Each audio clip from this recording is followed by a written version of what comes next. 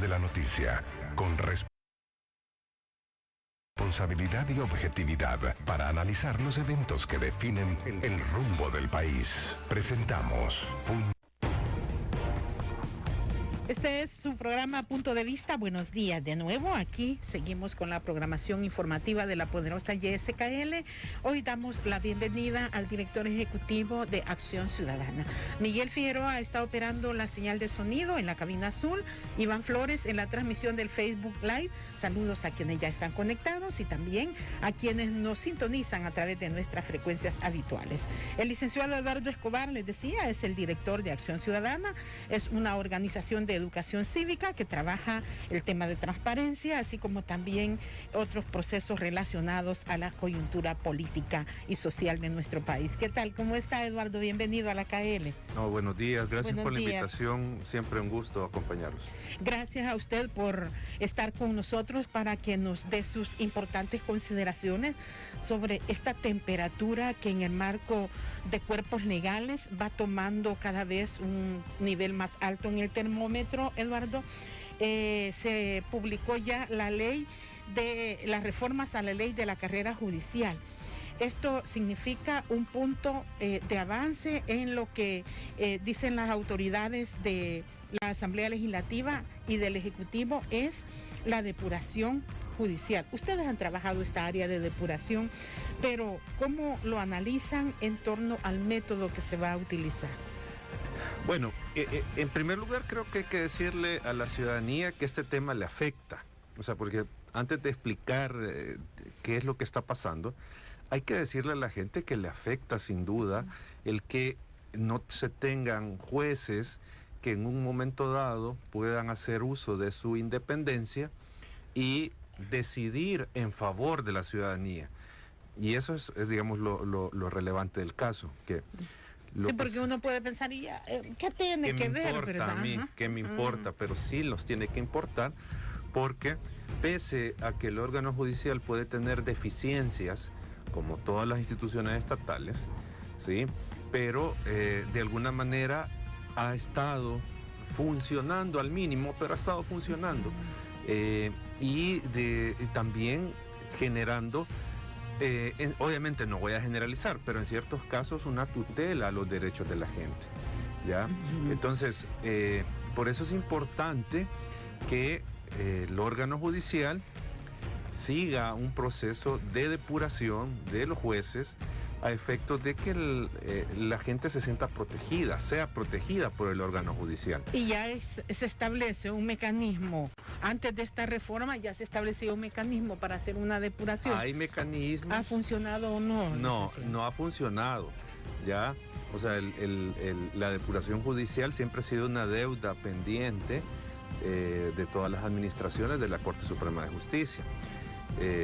Pero ojo, el hecho de que no se haya generado una satisfactoria depuración judicial tampoco nos debe llevar al punto de lo que está haciendo el gobierno y lo que está haciendo Nuevas Ideas. ¿Y a qué me refiero acá? En primer lugar, la Asamblea Legislativa no está facultada para iniciar esta reforma a la ley, ¿sí?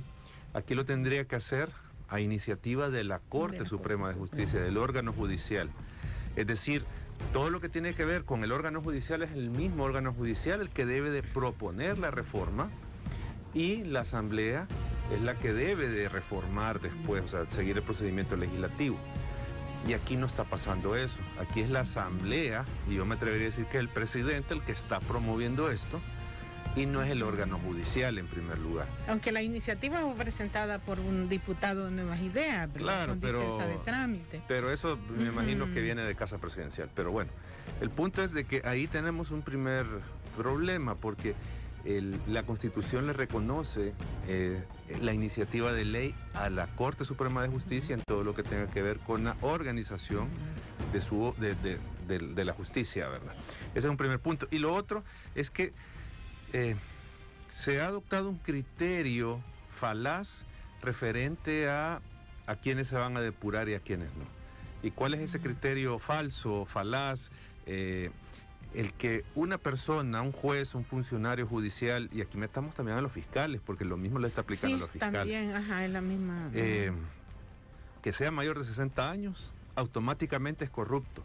Y que tenga 30 años de servicio. Automáticamente es corrupto, automáticamente esta persona que ha tenido un derecho adquirido al trabajo, lo pierde automáticamente, sin ningún procedimiento que demuestre su falta de idoneidad, que demuestre que su falta de probidad, que demuestre que es corrupto, pues. O sea, y ese es el otro problema que está generando la reforma, porque yo creo que nadie se puede oponer a que el órgano judicial se depure, a que tengamos... De hecho, ha habido muchos informes del Departamento de Estado. Claro, ¿verdad? claro, pero no es así la forma, o sea, y ese es el punto.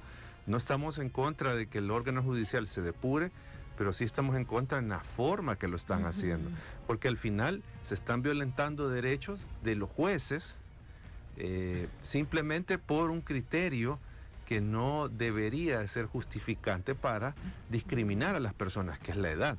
Diferente es que un juez tenga los 60 años, tenga los 30 de servicio y que también su expediente profesional esté fundamentado con resoluciones de retardación de justicia. Claro, entonces lo que usted dice es importante, porque ahí lo que tendríamos que entrar a ver es cada caso particular. De los 400, 500 jueces o más, creo que son casi 600, los que ya tienen 60 años. No, en total, de toda la República. Usted debería de entrar a analizar cada caso, pero digo, el Consejo Nacional de la Judicatura, el órgano judicial, esas son las entidades que deberían de llevar adelante este proceso y determinar que este juez, sin duda, no es idóneo para estar ocupando, este abogado no es idóneo para estar ocupando el cargo de juez. Así se debería hacer. Entonces, no estamos ante eso, sino que ante lo que estamos es simplemente una decisión que significa retirar a 1/3 de los jueces de la República sin mayor criterio, sin mayor fundamento, y aquí que no nos quepa duda que lo que van a hacer es permitir que ingresen a la carrera judicial gente afín al gobierno. Aquí no van buscando un interés de justicia, sino que tener a sus jueces, y eso es lo que sin duda va a ocurrir. El procedimiento por hoy está en manos del Consejo Nacional de la Judicatura. ¿Usted cree que el Consejo puede fallar en el nivel técnico que ha tenido para hacer las propuestas para jueces? Tendríamos que ver, porque el punto es que viene una elección de... Es que también se renueva el Consejo Nacional. Mañana son 7 propietarios y 7 suplentes. Entonces, aquí no seamos inocentes. Nuevas Ideas está procediendo al igual que le hizo Arena, al igual que lo hizo el FMLN, colocando a su gente, colocando a profesionales en los cargos claves que sean de su confianza.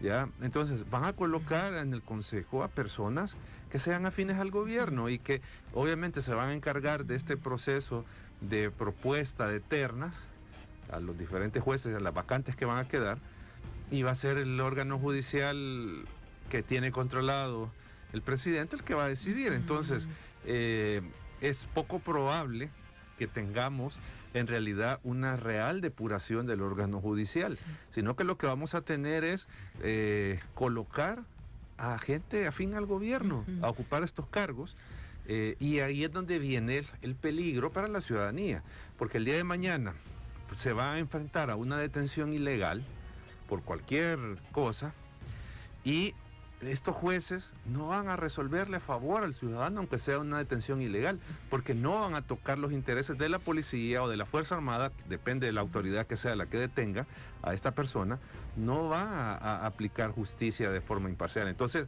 ahí es donde se va a dar el problema para la gente. Estas fallas a las que usted se refiere, licenciado Escobar, no han sido ajenas, digamos, a muchos ciudadanos que han tenido procesos viciados, claro, y que también retardación de justicia.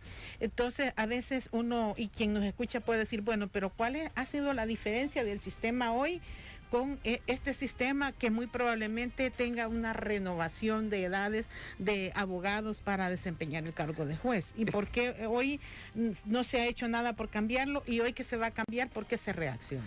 El punto es que la edad no garantiza que una persona sea idónea, que sea proba, que no sea corrupta. O sea, ese es partir con una premisa falsa. El creer que por la edad esta persona sí es competente, sí nos va a garantizar justicia. Y que tampoco no va a tener retardación la justicia, Claro. hay mora, bueno, es que nosotros tenemos una medición de la efectividad del sistema de justicia, particularmente del tema de la fiscalía. Los datos lo que nos arrojan es que de cada 100 casos, aproximadamente 85 quedan sin conocer un proceso judicial. O sea, esa es la impunidad procesal que hay en el país. Y ahí está involucrado Fiscalía, ahí está involucrado el órgano judicial. Y si nos vamos todavía a un dato, digamos, más crudo, la impunidad general anda rondando el 90-91% de los casos. La impunidad general, es decir, que no hay aplicación. Castigo, que no hay castigo para el delito. O sea, el 90% de los delitos quedan sin castigo, quedan sin juzgarse. Ahora, que haya un castigo no significa que un sistema es efectivamente, que un sistema judicial es efectivo, licenciado. Depende, o sea, si al final se está sancionando a la persona o a las personas que cometieron el delito, pues sí podríamos decir que es un sistema que está funcionando. Debe castigar. Que está funcionando pero si se habla en términos de aplicación de justicia, porque a veces la precisión que uno tiene que cada vez que hay una condena es que el sistema es. Claro, efectivo. no podríamos simplificarlo a ese punto, como usted plantea, ¿verdad? De que solo porque hay condena el sistema funciona bien. O sea, y le preguntaba por este 90% de impunidad. Claro, porque lo que se ha visto es que en administraciones anteriores le han puesto cuota a los fiscales de resoluciones judiciales. Entonces, tienen que obtener la resolución, no importando si tienen razón, no importando si la persona está relacionada a un delito, simplemente es un tema como maquila, sacar un resultado. Entonces, tener resoluciones tampoco es una garantía de un buen funcionamiento del sistema, pero sí nos puede indicar el grado de actividad del sistema. O sea, si reducimos en un 40-50% esa impunidad, pues probablemente no todo lo que se resuelva es a favor de la gente o es apegado a derecho, pero hay un sistema que está respondiendo. Pero acá no lo vemos así. Entonces, dicho eso, por eso es que igual nosotros estamos de acuerdo en que se debe de realizar un proceso de depuración judicial, y tal vez no solo de depuración judicial, sino que de darle las capacidades a los operadores del sistema para que puedan investigar y puedan juzgar adecuadamente el delito. O sea, porque no solo es de volemos cabezas, sino que démosle las herramientas a cada una de estas instituciones. ¿Y qué tan sólido, hasta donde conocen ustedes en Acción Ciudadana, es el gremio de jueces? Supimos de que el presidente de la Corte Suprema dijo que la Corte Plena había aprobado una prestación económica para quienes se puedan retirar antes que se haga vigente la reforma a la ley de la carrera judicial. Bueno, esto puede ser una... digámoslo así, un distractor, una medida que busca como suavizar la decisión de la depuración que están haciendo de forma ilegal y que sin duda puede generar apoyo en algunos jueces. O sea, porque algunos jueces pueden ver, bueno, entre salir sin nada en las manos y salir con algo, pues hay una diferencia. Aunque creo que la Corte ya establece algunas prestaciones como órgano judicial. Claro, pero yo lo que creería es que esta medida es más clientelar que otra cosa. O sea, lo que busca es generar apoyo de un grupo, sector de jueces a la medida, pues, y que no haya protesta, que no haya señalamiento. Y ven también los abogados jóvenes una oportunidad en esto, como dice, independientemente de que el fin no justifica los medios, ¿verdad? Claro. Pero ¿cree usted que se está viendo eso de parte de profesionales del derecho jóvenes que quieren hacer carrera en la judicatura? Es que el punto acá es de que si usted no está con el régimen, que se olvide No un puede. abogado joven que va a entrar, ¿ya? O sea, porque, insisto, ¿ustedes creen que el gobierno, controlando las instituciones, va a querer jueces independientes con criterio propio?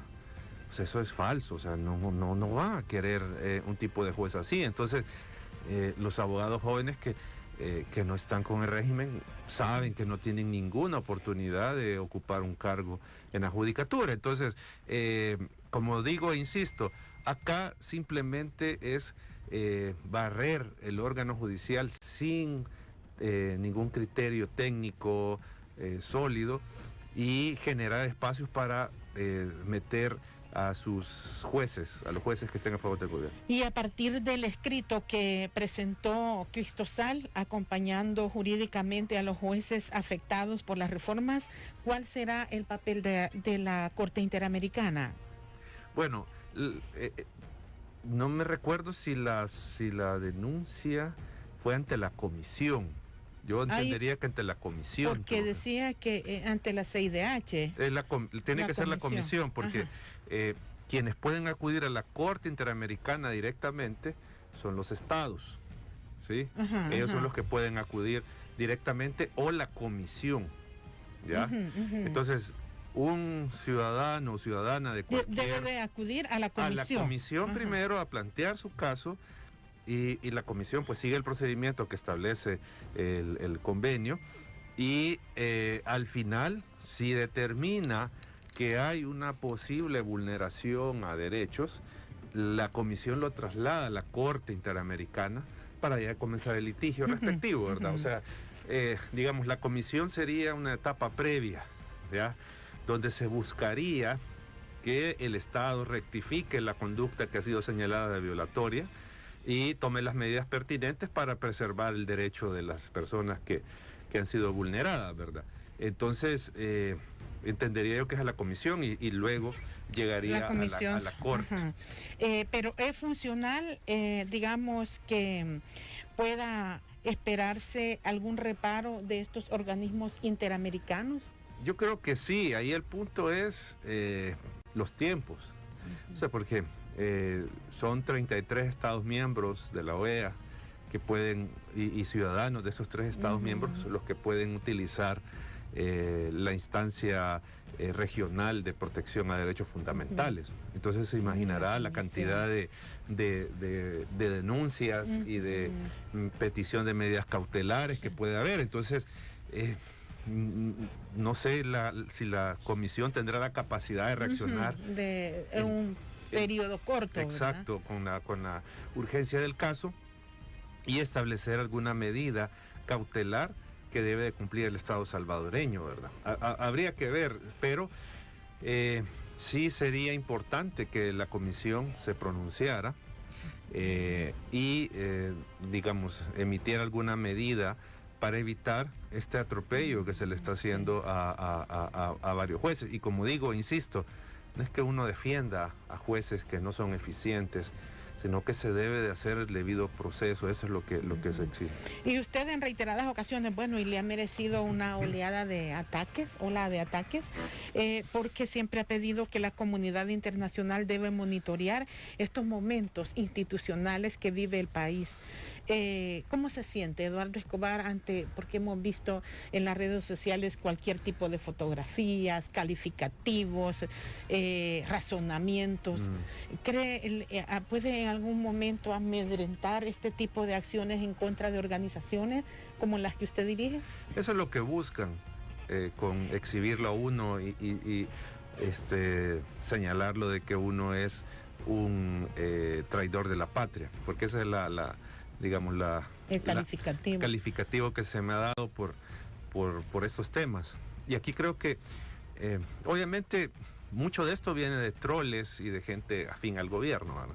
Pero a las personas al ciudadano común y corriente que no está metido con el gobierno o no está metido con la oposición, creo que es importante explicarle esto a ellos, no a los troles, no a la gente del gobierno. Sí, a los ciudadanos que dan seguimiento a los proyectos que ustedes ejecutan. Cada estado es suscriptor, es firmante de una serie de compromisos internacionales, sean tratados, sean convenios, donde se obliga a respetar determinadas situaciones, por ejemplo, derechos fundamentales.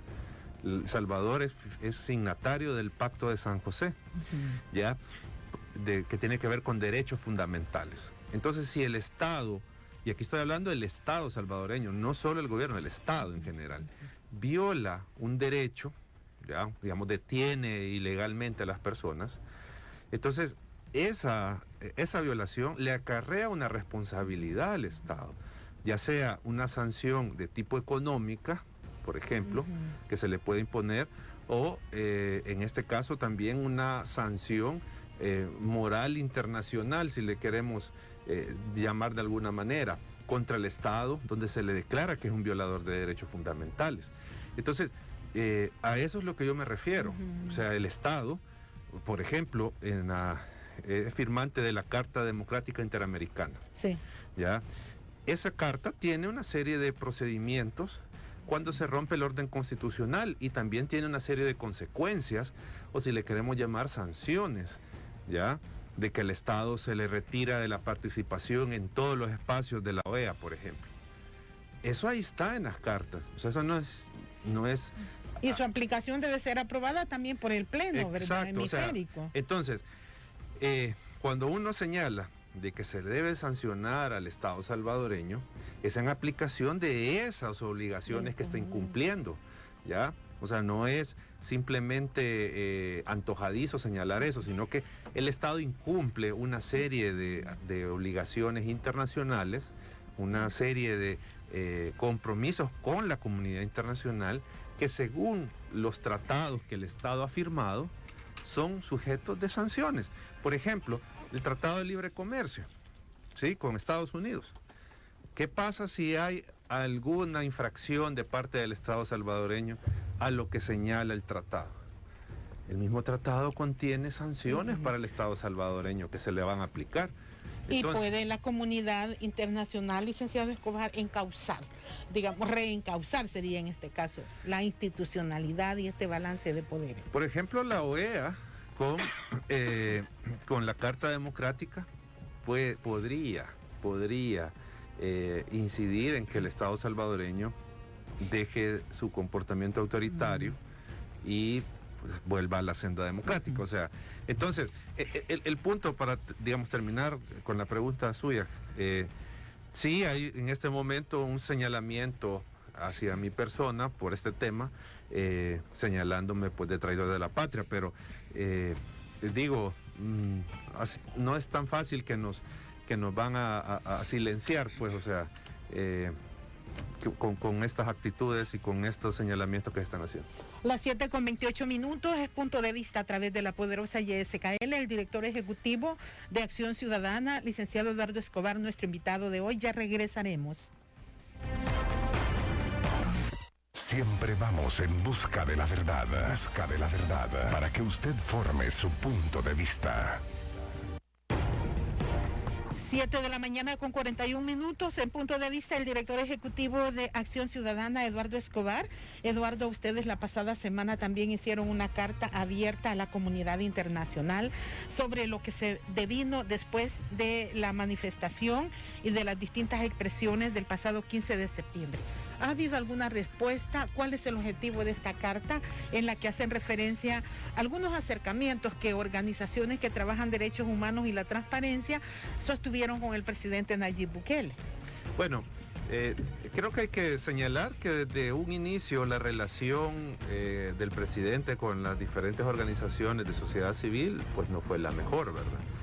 Siempre fue una relación fría y que luego en el contexto de la pandemia se agravó, llegando al punto ya a una polarización, ¿verdad?, de señalarnos de varias cosas, y esto llevó al final a que la comunidad internacional buscara de alguna manera generar algún acercamiento entre el presidente y las organizaciones.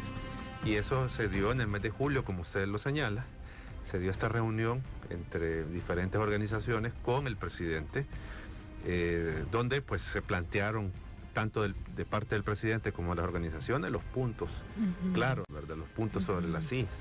Al final de esa reunión hubo un compromiso de parte del presidente de respetar la libertad de prensa, de respetar a las organizaciones, y quedó pues eso como el colorario de la reunión, ¿verdad? De que se iba a respetar eso. Pero una serie de acciones y de hechos, tanto del presidente como de sus funcionarios y hasta de sus secuaces, nos muestran que ese compromiso no se está cumpliendo, dicen ustedes en la carta, y que simplemente a la comunidad internacional le ha querido vender la imagen de que sí es un gobernante democrático, tolerante de la oposición y de la crítica. Entonces esa carta pues lo que buscaba era hacerle ver a la comunidad internacional y obviamente a los salvadoreños de que el presidente no cumple con lo que él se compromete a hacer. Entonces, digamos, por ahí va el sentido de la carta. De la carta. Y hay hechos que realmente como que no se han mantenido en el punto de equilibrio para hacer sentir las protestas.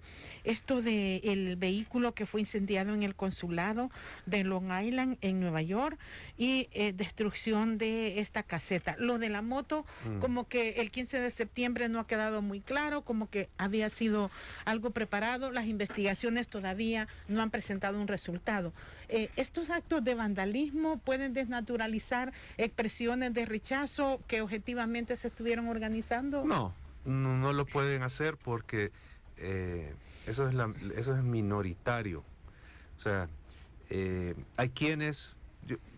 Yo no he revisado los datos para tratar de hacer un cálculo, pues, y no se tiene... o sea, no tengo un parámetro para decir... cuántas personas habían, pero éramos miles de personas el día de la marcha. Hay quienes estiman en 10,000, hay quienes en 25,000. O sea, la cosa es que habíamos miles de personas. Sí.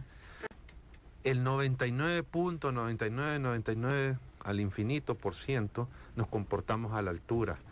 Llegamos, nos manifestamos pacífica y ordenadamente contra el autoritarismo del gobierno, sin generar ningún problema, ningún desmán, ningún acto de violencia, ¿ya?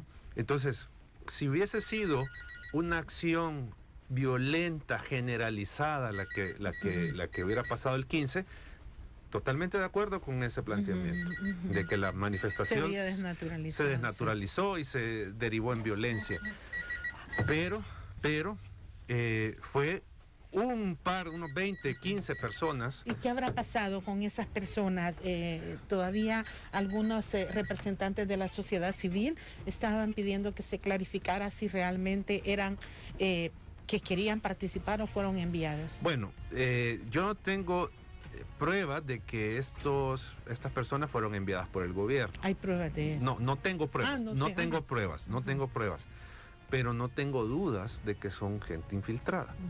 Ya gente que se mandó, por quién no sé, pero gente que se mandó para tratar de desacreditar la protesta. Sí, y ahí decían, bueno, el gobierno y el secretario, el asesor de asuntos jurídicos, Javier Argueta, ha dicho que están investigando por daños a la propiedad pública y hace referencia a este marco legal de la ley antiterrorismo. Bueno, si al final algún manifestante infringió la ley, pues que se le investigue, se individualice quién fue. Hay que individualizar. Y se le sancione conforme a las leyes penales. Punto.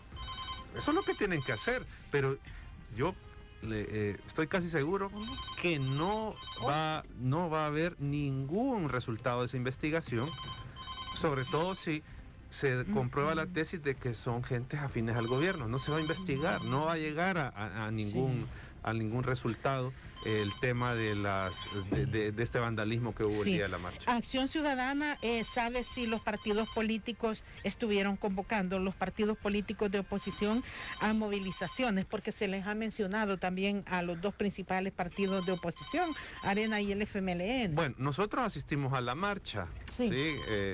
Como organización.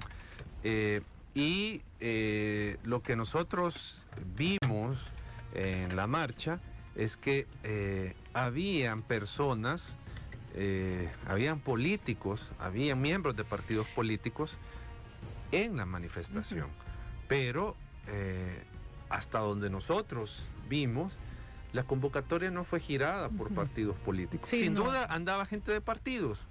No estoy. Pero no andaban con los distintivos, dicen, ¿verdad? De partidos, sí. No, sí es que fueron unos más en la manifestación. ¿Ya? Entonces, no dudo de que pudo existir alguna convocatoria desde partidos políticos para asistir a la marcha.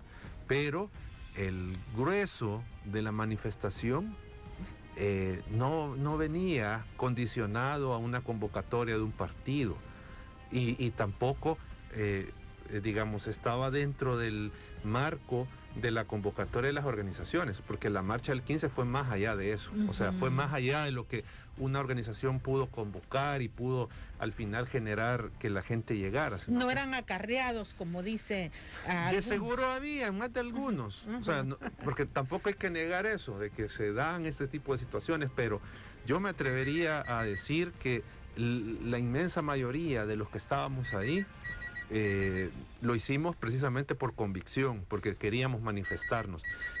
Y todos estos señalamientos que se están haciendo desde el gobierno simplemente son para desacreditar la marcha. Sí, estaba revisando acá porque alguien estaba escribiéndome, don José Romero dice: buenos días, estoy oyendo su entrevista con el licenciado Eduardo Escobar. Por favor, dígale si él quiere un contacto de Acción Ciudadana. Con gusto, don José, vamos a preguntarle aquí el contacto de Acción Ciudadana y le contestaremos también ahí en el WhatsApp sobre la información que requiere nuestro amigo escucha. Está en proceso también esta elección del Consejo Nacional de la Judicatura. Acción Ciudadana siempre ha dado como monitoreado estos procesos. Hoy en esta oportunidad, ¿qué resultados hay? Porque hemos tenido ya la etapa de entrevistas de los aspirantes al CNJ y está terminando su gestión el CNJ. Bueno, con el tema de las entrevistas, la Asamblea Legislativa de nuevo cae en un punto de hacer preguntas que lo que buscaban era legitimar las acciones que está tomando la Asamblea Legislativa, porque les preguntaban qué opina de la reforma a la ley de la carrera judicial, ¿verdad? También le preguntaban sobre el funcionamiento del CNJ, si ellos creían que debía ser solo su función. Pero eso era más de cajón, pues, o sea, era más formalismo. Yo creo que las preguntas que habría que ponerle atención eran esas, que buscaban encontrar apoyo desde los candidatos a lo que está haciendo la Asamblea Legislativa. Y algunos dijeron que la apoyaban, ¿verdad? Claro, y eso es una repetición de lo que vimos en la elección de magistrados, que se les preguntaba qué opinión tenían con el golpe de Estado, lo del 1 de mayo. Entonces, más que indagar la idoneidad y probidad de las personas, lo que se estaba haciendo es buscar conocer un posicionamiento político sobre lo que pasó o lo que está pasando en el país. Entonces, desde ahí ya llevamos un primer vicio del proceso, o sea, que no se está buscando conocer en realidad si estas personas son idóneas para ocupar el cargo. Entonces, desde ese punto ya comienza mal el proceso. Lo otro es que la Asamblea no ha definido criterios, ni criterios de evaluación, no ha definido un procedimiento ni herramientas para evaluar a los candidatos. Y esto es lo que hemos venido insistiendo desde hace años. No solo en esta elección que ustedes lo señalan. Acción Ciudadana lo ha hecho cada vez que ha habido a elección de funcionarios que hace la Asamblea. Y sociedad civil lo viene haciendo desde hace 10 años, diciendo, mire, el proceso de elección debe de garantizar que se investiga, se indaga, se analiza el perfil de cada persona para determinar que sean la idónea para ocupar el cargo. O sea, esto lo venimos diciendo desde hace ratos y de nuevo tenemos el mismo vicio. O sea, no hay, como digo, establecidos criterios de evaluación, de ponderación, cuál es el perfil que se busca. O sea, ni eso está definido, ¿ya? ¿Cuál es el perfil de profesional que se busca para ocupar un cargo en el Consejo? Entonces, insisto, la gente que cree que Nuevas Ideas está haciendo política diferente, permítanme decirle que eso no es así. Ellos están cometiendo los mismos vicios de los partidos arena del FMLN. O sea, de todo partido que ha tenido la correlación favorable en la Asamblea para hacer estas elecciones, lo mismito están haciendo, colocando a gente afín, a gente que al final les va a responder con sus intereses. Eso es lo que hizo Nuevas Ideas y lo que creemos que va a ser de nuevo con la elección del CNJ. Bueno, Eduardo, gracias por habernos acompañado esta mañana en su calidad de director ejecutivo de Acción Ciudadana. Le agradezco sus consideraciones sobre estos temas. No, gracias.